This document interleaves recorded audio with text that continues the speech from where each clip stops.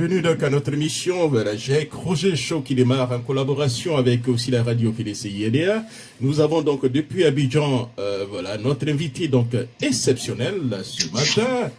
Il s'agit donc de l'opposant que vous connaissez très bien, l'opposant charismatique Monsieur Sam l'Africain, près donc 10 mois en prison. Hein, c'est donc un partisan donc, de l'ancien régime du président donc, Laurent Gbagbo. Hein. Il est donc, a été libéré la semaine dernière. Nous allons donc échanger un peu avec lui. Hein. Monsieur Sam l'Africain, bonjour. Comment allez-vous? Bonjour, frère, comment vas-tu? Et chez toi? Bon, ça va très bien, monsieur Sam l'Africain. Apparemment, vous avez la grande forme. Nous avons eu quelques inquiétudes. Non, ça va. Je respire la forme.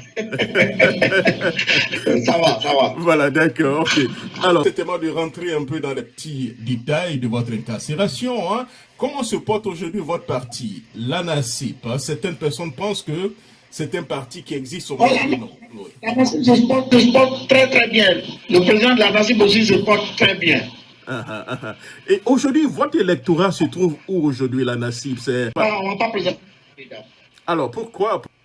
Non, parce que tant qu'il y a la CI qui est dirigée par Youssouf Bakayoko, il faut qu'on réforme la CI, sinon nous, on ne va pas aller aux élections. Alors, que reprochez-vous donc à M. Youssouf Bakayoko alors? Écoutez, moi, je suis parti, nous sommes partis aux élections législatives où j'étais candidat aussi à Yopougon. On a vu beaucoup de choses. Donc il faut la réformer. Ce n'est pas à lui. C'est pas lui on reproche quelque chose. Personnellement, lui ne reproche rien. Mais le système, les règles qu'ils ont mis en place là, il faut la réformer. Et vous pensez que ça sera possible avant les élections? Ça, nous, on va pas. Je ne suis pas le seul. Je ne suis pas le seul parti de l'opposition. Moi, je regarde les autres aussi. Mais moi, je dis la NACIP, tant qu'on n'a pas réformé la CI et tant que M. Youssouf Bakayoko n'est pas changé, nous, on ne va pas aller. Nous, on ne partons pas. D'accord, voilà. Merci beaucoup, M. Sam l'Africain. Alors, revenons par rapport aux conditions de votre incarcération à la MACA. Vous avez passé pendant 10 mois. Qu'est-ce qui s'est réellement passé, M. Sam l'Africain? Qu'est-ce qui s'est réellement passé? On m'a arrêté ou bien qu'est-ce qui s'est passé là-bas? Votre arrestation, qu'est-ce qui s'est passé? Et ensuite, nous allons revenir donc des conditions de votre détention à la MACA. Moi, je dis Moi, je suis un président de parti politique. Je suis de l'opposition.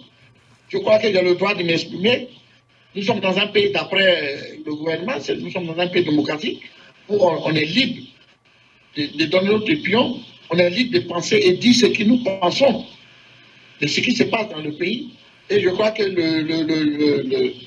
ne sais pas si c'est le gouvernement ou bien le procureur de la République n'a pas apprécié. Il me fait arrêter et puis il me jette en prison. Et vous avez passé à peu près 10 mois. J'ai passé 10 mois, jour du jour, 10 mois juste. On vous reproche aussi d'avoir été un peu dur avec la première dame hein, et puis M. Alassane Dramane Ouattara. Alors, que répondez-vous par rapport à ça? Bon, je pense qu'ils ne m'ont pas compris. Hein. Je pense que ça a été mal interprété. Ça a été mal interprété, mes pensées n'étaient pas ce qu'ils ont interprété, non. Quelles étaient donc vos pensées? Ce que moi j'ai dit. Oui. Quelle était donc votre pensée? Qu'aviez-vous dit réellement? Non, moi, je ne fais que dire ce que je devais dire. Et puis, bon, les gens ils ont mal interprété ça. Et de un, de deux, moi, on m'avait arrêté pour xénophobie. Mais quand je suis arrivé au tribunal, il y a eu d'autres charges qui sont venus agiter dessus. Ils ont pu mettre quelqu'un pour xénophobie. C'est étonnant que moi, on m'accuse de xénophobie. Moi-même, mon épouse est africaine. Je ne peux pas être xénophobe. Mais qu'est-ce que tu veux? On dit la machine judiciaire appartient aujourd'hui au régime. Ils font ce qu'ils veulent de ça. Donc, moi, je n'ai rien à dire. J'ai été en prison. J'ai consommé ce qu'on m'a donné. Je suis ressorti. Je suis là. Je rends gloire à Dieu. Alors, vous êtes ressorti. Alors, parlons un peu des conditions de votre incarcération. À un moment donné, il était question que M. Sam l'Africain aurait été un peu malmené, un peu donc en prison. Mais votre parti un peu a démenti cela. Alors, parlez-nous des conditions de votre incarcération un peu à la MACA. Comment ça s'est passé là-bas? Mais vous savez, la prison reste la prison. Hein. C'était dur, c'était vraiment dur, c'était difficile, surtout quand je suis tombé malade. Vous savez, je suis tombé malade et que j'avais demandé qu'on me permette d'aller à l'hôpital. Ce n'était pas facile. Il fallait faire des papiers administratifs, il fallait faire une demande auprès de DAP, il fallait faire une demande auprès du ministre de la Justice et que le procureur de la République devait approuver ça. Et ça prenait des mois et mois et la maladie ne fait que gagner, me gagner. C'est-à-dire que la maladie ne fait que devenir grave de jour en jour. C'est ça. J'ai eu l'air enflé, j'ai eu problème de nerfs sciatiques là-bas, j'ai eu problème de la goutte, aussi la ligne discale. Et la tension, il y a eu aussi la tension qui montait à 19, 20. Wow. J'aurais vraiment profité même de ta chaîne pour dire beaucoup merci au régisseur de la prison de la Maca, qui quand même aussi faisait un effort. C'était un effort vraiment pour que je puisse partir à l'hôpital. Et puis, quand j'avais attaqué la crise, où j'étais tombé, et puis on m'a pris pour m'envoyer à l'hôpital, il est resté auprès de moi là-bas jusqu'à 2 heures du matin. Ça, vraiment, j'ai été touché. Parce qu'il fait en sorte que rien de grave m'arrive. Vraiment, l'erreur, c'est que quand tu tombes malade, on te permet. C'est très difficile. Puisque dans mon cas, moi, je suis un leader politique et tout le monde a les yeux dessus. J'avais peur. Je ne sais pas peur de quoi, mais j'avais peur. Et maintenant, vous êtes libéré, hein? Quels sont donc vos projets, monsieur? Maintenant libéré, quels sont vos projets? Qu'allez-vous faire? Je suis libéré, mon projet c'est toujours le combat pour la démocratie, pour la liberté de l'expression. Il faut que la Côte d'Ivoire, et puis il faut installer une vraie justice, il faut réformer la justice. Hein? On ne peut pas vivre avec la justice qui est là, qui reçoit des ordres, hein? Où des gens ils règlent les comptes des autres en passant par la justice. Il faut que la justice soit indépendante et libre de cette décision. Il faut que la justice rende la vraie justice. Rien n'est pas libre aujourd'hui, c'est bien ça? La justice, est-ce que c'est pas la justice ivoirienne? Est-ce que toutes les justices en Afrique ici sont indépendantes? Vous êtes sûr? Je vous pose les justices ne sont pas indépendantes. Pas seulement la Côte d'Ivoire. Alors, parlons un peu donc de vos rapports avec les acteurs politiques. Donc, M. Afin Guessan, certaines personnes disent que M. Afin Guessan a beaucoup œuvré pour votre libération. Bon? Oui. Ah bon? Ah ok, d'accord. Ah bon? Mais là, je ne sais pas. Ah bon? Il y avait un peu la polémique un peu sur les réseaux sociaux, disant que M. Afin Guessan a beaucoup... Vous voyez, j'ai été condamné à 6 mois de prison pour des raisons politiques. Et pendant que j'étais en prison, ils sont venus me reprendre et me ramener au tribunal pour une affaire que je ne sais pas où c'est sorti, où on me condamne encore pour 18 mois. On dit pour tentative d'escroquerie. On dit je n'ai pas escroqué, mais j'ai voulu escroquer. Et je n'ai pas escroqué, j'ai voulu tenter d'escroquer. Je ne sais pas comment ce dossier a été monté. Et on me donne 18 mois plus les 6 mois. J'étais condamné à 24 mois. J'ai fait appel, je suis allé en appel. Puisque le dossier pour lequel on m'a donné 18 mois, je suis là-bas sans mandat de dépôt. J'ai fait appel et l'appel me dit que mon appel est sans objet parce que je n'ai pas de mandat de dépôt. Donc il considère que je ne devais pas être en prison. Et après le retour des vacances judiciaires, on reprend l'appel. Pourtant, l'ancien président du tribunal avait déjà confirmé que je devais être au dehors. Et on reprend l'appel et la nouvelle juge vient et confirme le jugement que je dois être en prison pour 24 mois. Et le lundi passé, on me dit, monsieur, vous êtes mis en liberté. Je suis sorti. Je rends grâce à Dieu. Toujours continuer vos meetings? Mais bien sûr, non, mais le combat va toujours continuer. Le combat va toujours continuer. Alors, je vous pose la question, est-ce que les propos aujourd'hui qu'on vous a accusés, est-ce que vous regrettez d'avoir tenu ces propos? Je suis un politicien, je suis président des partis politiques de l'opposition. J'ai le droit de dire ce que je pense qui n'est pas bon. Ce qu'il a dit n'était pas mauvais. Il était en train d'attirer l'attention du chef de l'État de ce qui arrive et de ce qui se passe dans le pays. Lui, il est le chef d'État, il est là-haut. Il n'est pas obligé de savoir tout ce qui se passe. Nous, on est plus bas. On est sur le terrain. Donc, moi, il tire son attention. Pour lui dire voilà la réconciliation, voici ce qu'il faut faire. Et je suis sorti de la prison, je me suis excusé. J'ai fait une vidéo où je me suis excusé. Si j'ai frustré et forcé des gens, je leur demande de me pardonner. Et ceux qui m'ont insulté, je les pardonne. Ça, je le dis. Mais je lui demande, et je profite de votre radio, de lui dire de libérer les prisonniers. De libérer les prisonniers, vraiment, les prisonniers souffrent. Les prisonniers politiques souffrent. Il y en a, depuis 6 ans, ils ne sont pas encore jugés. Il y en a, on vient de les juger. Ils avaient déjà fait près de 5 ans et demi, on vient de les juger. Ils ont été innocents. Mais 5 ans, et on te libère, on dit qu'il est innocent. Vous voyez ce que ça fait? Bien sûr. Il fait 6 ans de prison et puis on dit qu'il est innocent. Ça fait mal. Vous avez pu... Il faut libérer. Pour aller à la réconciliation, vraiment, il faut libérer les prisonniers. Vous avez pu rencontrer au moins des prisonniers politiques à la Maca? Mais moi, je suis un leader. Ils étaient avec moi. Moi, j'étais le chef. Ils sont toujours restés avec moi. Tous les jours. Vous pouvez citer au moins quelques noms? Le ministre Assou Adou était là-bas. Le ministre Assou Adou est là-bas. Vous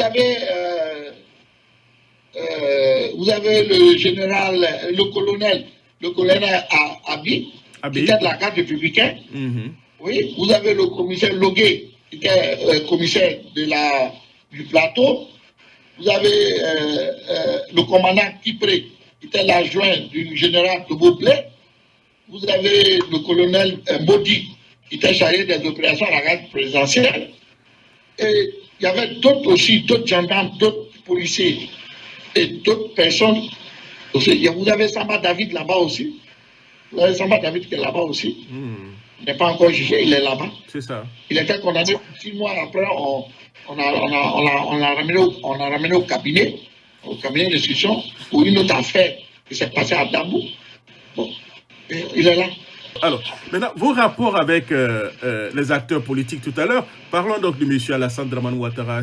Le rapport avec qui? M. Alassane Ouattara. Quels sont vos rapports aujourd'hui avec M. Alassane Ouattara? Écoutez, moi, je n'ai aucun problème avec lui. La fois passée, j'ai suivi des présentations de vœux à la nation où il a demandé qu'il préfère que nous dialoguons. On va pour dialoguer. Mais moi, je voudrais lui retourner l'ascenseur en lui disant oui, moi, je suis d'accord qu'on dialogue dans ce pays. Je suis d'accord qu'on va à la réconciliation. Mais il faut que le dialogue que nous faisons, le dialogue politique, soit accompagné des actions positives. Il ne faut pas qu'on dialogue comme ça et puis les choses sont en mort. Il faut qu'on discute et on trouve des solutions ensemble. Ça fait des années que nous dialoguons ensemble. Mais les choses n'avancent pas bien, n'avancent pas vite.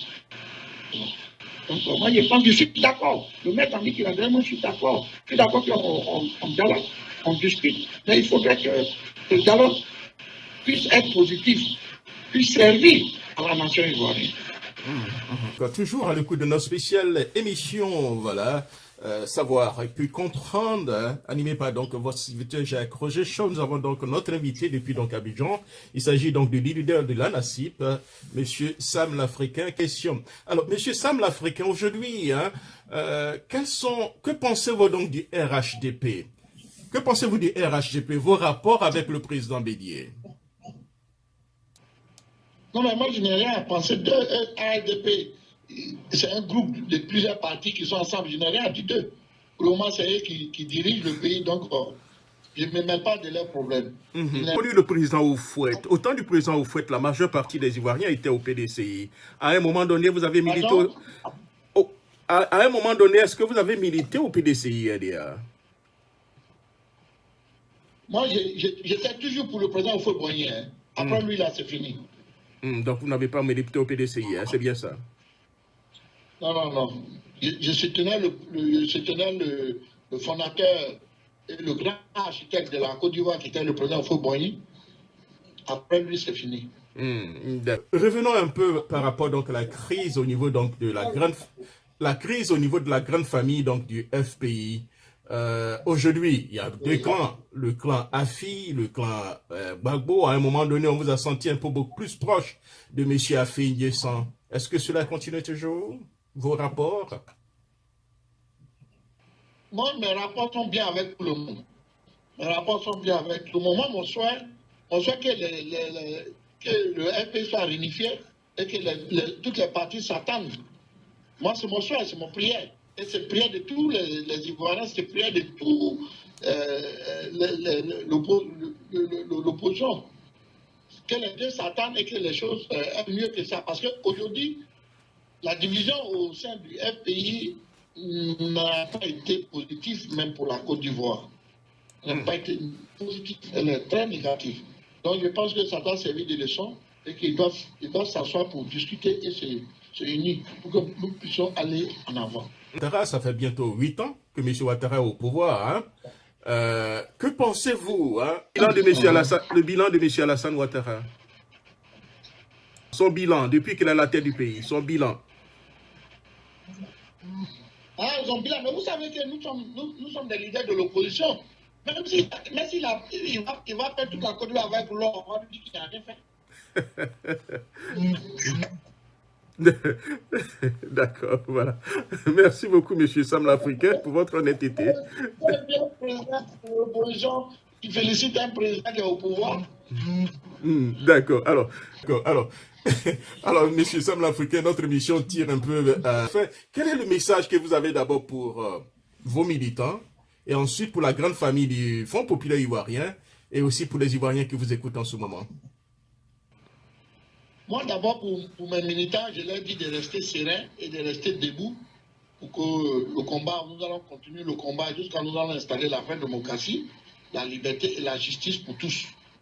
Maintenant, ce qui concerne nos partenaires du FPI, moi, je fais un appel à tous les militants du FPI, à tous les responsables du FPI, à l'union. À l'union, c'est tout ce que je peux leur demander. De laisser leurs problèmes personnels, les soucis personnels, de laisser faire des leaderships là, de regarder le pays, de penser aux Ivoiriens que nous partons tous devant. Voici ce que je peux dire. Et que la Côte d'Ivoire retrouve la vraie réconciliation, la paix, la démocratie, et que Dieu bénisse la Côte d'Ivoire et Dieu bénisse toute l'Afrique. Voilà, merci beaucoup. Dieu bénisse toute l'Afrique. Merci beaucoup, M. Sam l'Africain, que je rappelle qui est donc le président de la NACIP. Il était... voilà, merci beaucoup. Au revoir. Portez-vous bien. Merci, au revoir.